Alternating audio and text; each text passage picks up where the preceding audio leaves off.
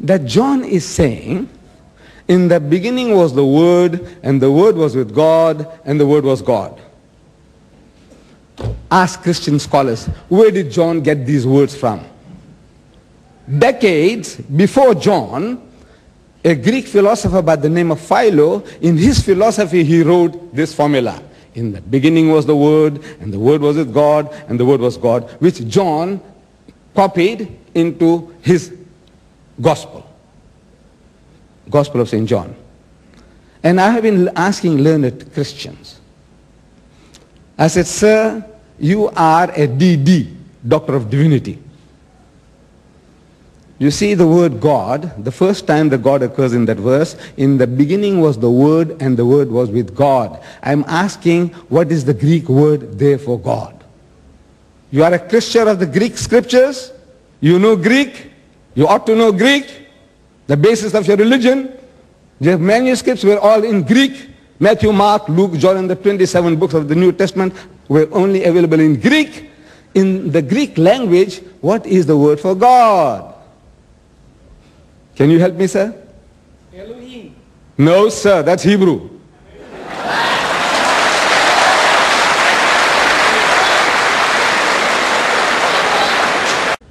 The word is theos.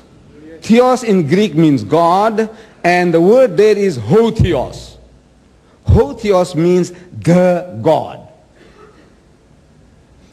Now, according to the system of the Western nations, when they have a proper noun, they start with a capital. Proper noun. Common noun, small g. Proper noun, capital G. God, for God. So there, in the translations, you have got God with a capital G. Accepted. That's your system. In Hebrew and in Greek, there is no such thing as capital letters, and there's no such thing as small letters. And in Arabic also, no capital letters, no small letters. But in your Western system, you have capital letters and you have small letters. So there, the word the God stands for God Almighty. So we have the capital G-O-D, God.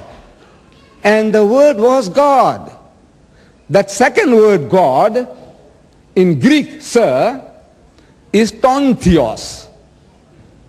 Ton theos in Greek means a God. A God should have a small g. According to your system, a God means any God. That's not a proper noun.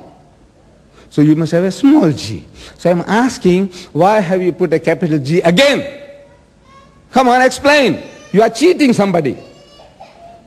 First time, capital G, valid, acceptable. Second time, it should be a small g.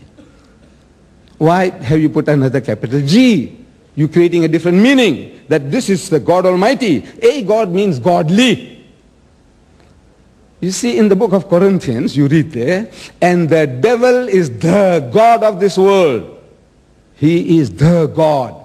Hotheos in Greek. But you give him a small g. I want to know why.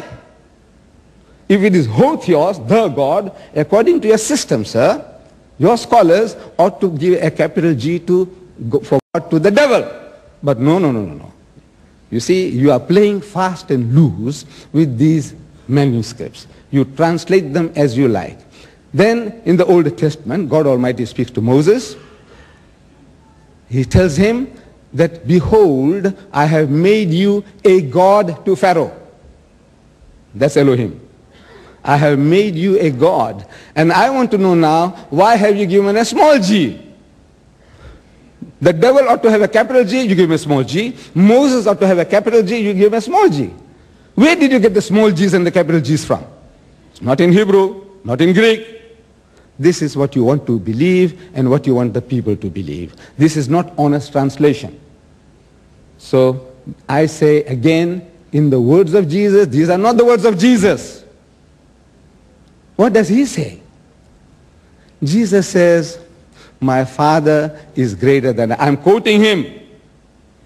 My Father is greater than I. He says again, my Father is greater than all. He says again, I can of my own self do nothing. I'm quoting, sir. What you have been quoting was Hebrews, and so on and so on. I said, what? Philippians? And who else? I said, who is this? Philippians, Galatians, Corinthians, Thessalonians? Who is that? Who is it? Jesus? No, it's Paul, Paul, Paul, Paul. I want to know what my master Jesus says. I love him, I respect him, I revere him.